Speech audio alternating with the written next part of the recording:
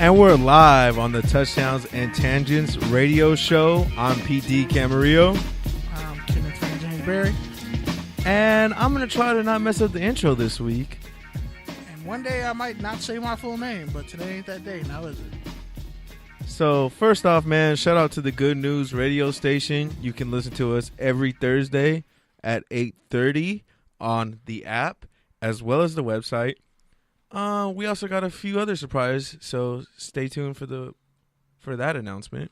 And if you want to call in at any time. After 9 when the phone lines are open. Yeah, what he said. The phone number is 323-900-0478. There you go. Have a take, have a tangent, whatever it is, just make sure it's funny and it doesn't suck. Or if you want to shout out and give love, we like that too.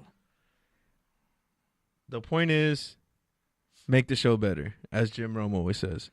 But speaking of that, I also want to shout out Courtside Radio, since we did a little crosstalk with them last week, and most of it was cut off because I suck at running the boards. But talking about me, but okay, yeah, it's called accountability, KB. So I can take responsibility. I do it all the time. I muffed the kick. I Charlie Browned the kick last week. Morton Anderson did it. So the point is, we're back and we're here trying to get better every single week. So if you've never listened to this broadcast, which is a podcast on Friday where all internet content lives, speakers, SoundCloud, YouTube. You can take it anywhere you're going to be at. You can take it. Maybe you need it on your lunch break at work because you hate your coworkers because they're assholes and you're not happy with where you are in life.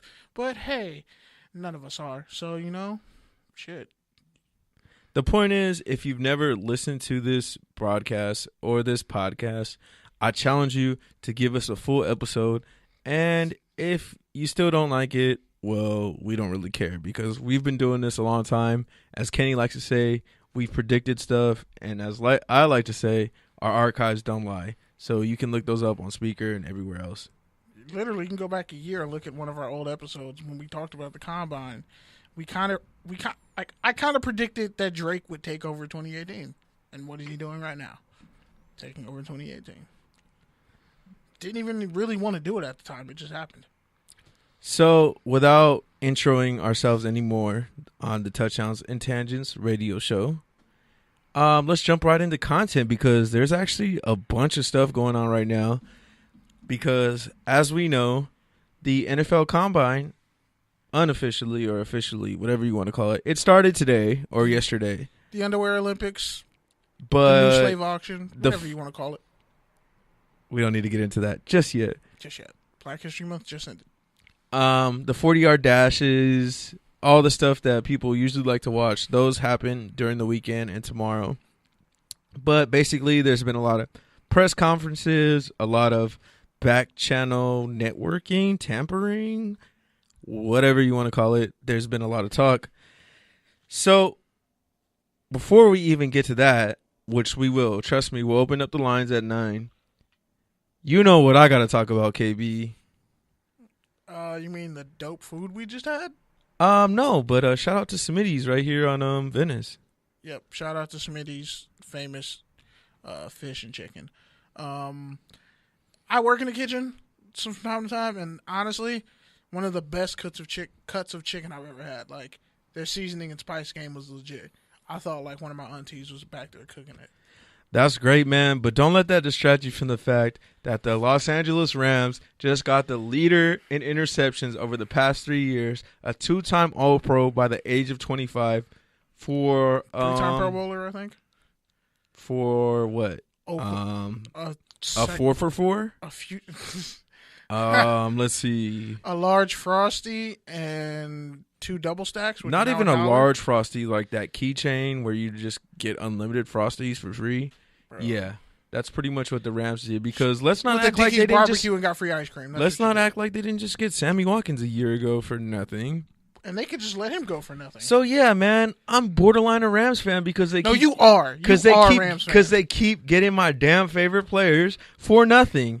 And let me just say this to the 28 teams who were called by the Rams and who passed on Marcus Peters. as the great Mike Freeman said today, he might be a cancer. And, well, guess what? Mike Freeman might be Captain Kirk. But who knows? Nobody knows. The point is, production matters. Man, even Andy Reid, was cool with Marcus Peters. Marcus Peters said he has no problem with Reid. So the fact that 28 teams basically passed on Peters is really just an indicator of the whole blackball NFL narrative that we're coming all too accustomed to. And they don't like players from Oakland who are very, what can I say? Bay Area cats, town business. And let's not forget the fact that the Chiefs are low-key in a soft rebuild. They're over here real talk trading players and actually getting picks for them. And I'm kind of mad at them because they're in my division and they're low-key playing a long-term game. So actually, if I'm a Chiefs fan, I'm not mad. Yeah, because it's like they're dating a celebrity and they have reserves on the bench. They smoothly break up with that celebrity only to get with their other jump offs on lower levels, and they're set up long term and they look like the good person in the relationship. It's amazing. I don't know what this guy's talking about, but that's what you can expect on this show. Hoes know what I'm talking about. Plenty of tangents. The point is, man, the Rams... Serial relationship, people know what I'm talking about. The Rams actually have a serious chance to have one of the best defenses we've ever seen. They have playmakers on every single level. They have the premier defensive tackle of this generation paired with who ultimately could be the premier corner who actually gets picks, unlike Tremaine Johnson.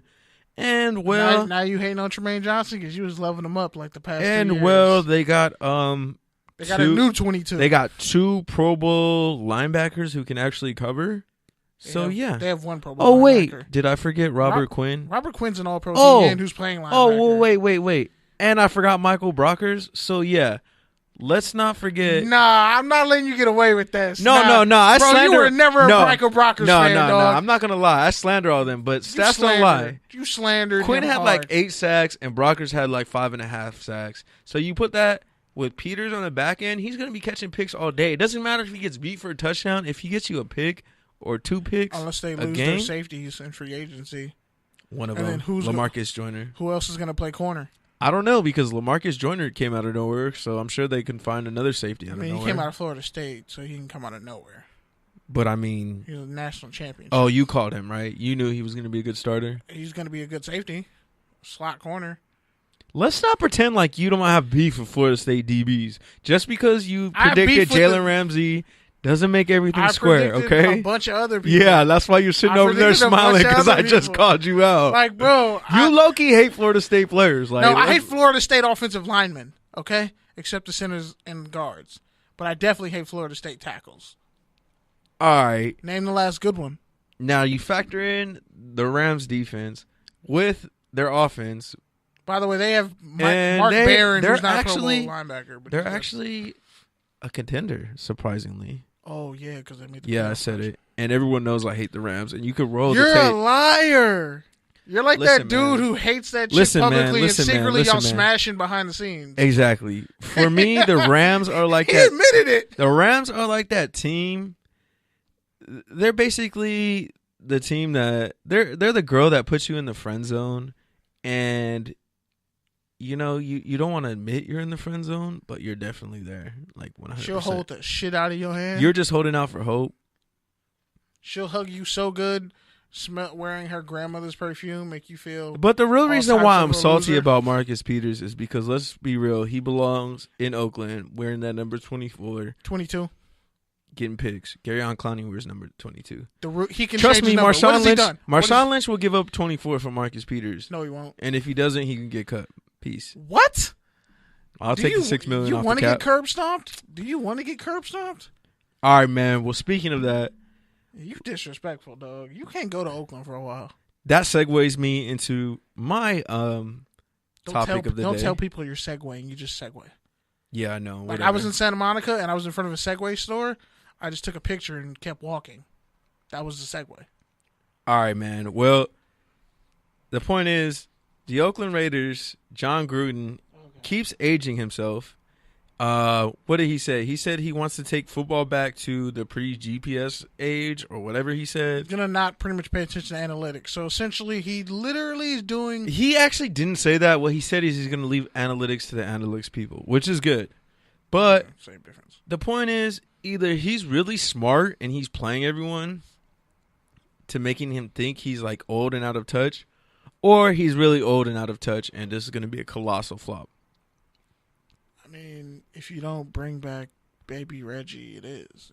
If you don't go get certain free agents, it is.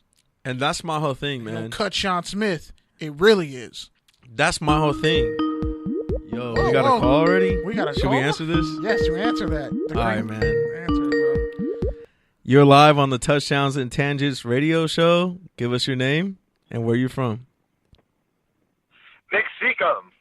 Oh, gosh. What's good, Nick? LeVar Ball. You got to... I wanted to see if it was actually going to... You guys were actually going to pick up. Well, we picked up, so you got a take or a tangent? What's good? What's the topic? All right, man. No. The topic is... Nah, man. We're talking about how much of a loyal... We're out here running people. Bro, did you just hang up on your own friend? Yeah, man. That's ridiculous. You got to listen to the show, and if you're going to listen, bro, call we in. just started this like ain't no, 15 minutes ago. This ain't no damn patty cake, okay? We just started 15 minutes This ain't no damn ago. patty cake, That's all right? rude. Call and make the show better. I don't care if it's rude.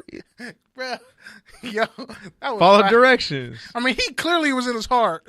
Like, I heard the thing. Nah, man. Shout out to Nick. I love that guy for calling in, but come on, man. You got to come better than that. Shout out to the bungalow, man. Anyways, Good times.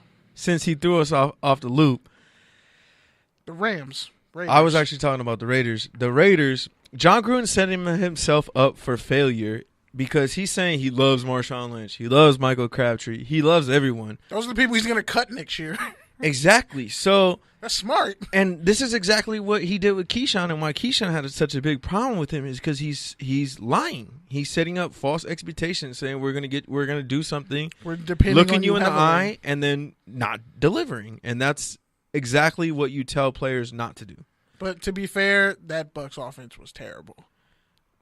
It actually had Keenan McCardell and Keyshawn Johnson At the end of their careers? and And Brad, Michael who's the Pitt- quarterback? and Michael Pittman. Who was the quarterback? Honestly, the quarterback was the weakest link on that line. But I don't want to get into that. That's Brad old Johnson. shit. I'm not trying to be Gruden and take shit 20 years back. The point is, I forgot what I was saying. The point is, he's setting himself up for failure because if he doesn't deliver, it's going to look bad on him. It was cool when you were in ESPN, when you were in the booth, when it was your job to give hot takes, when it was your job to, give your opinion. But now, guess what? The whole world's looking at you. So what we don't need is your opinion. Stick to football. I'm sorry. Give us X's and O's or give us coaches speak. It's Did you not hear that what hard. You just said? Yeah, I know. I'm that guy. You just told someone to stick to their thing. Yeah, sorry. I'm Is honest. that how you feel about Kaepernick? No, I'm just actually kind of missing Del Rio's empty coach speak now because John Gruden just keeps talking and just saying nothing. Well, and what did people you will keep expect? fishing. Bro, he's that uncle that never shuts up that everyone avoids at the family reunion. He's the coach now. The point is, man. He's Forrest Whitaker, and we all have to look at his loose eye. The point is, he needs to just keep his mouth shut and win games.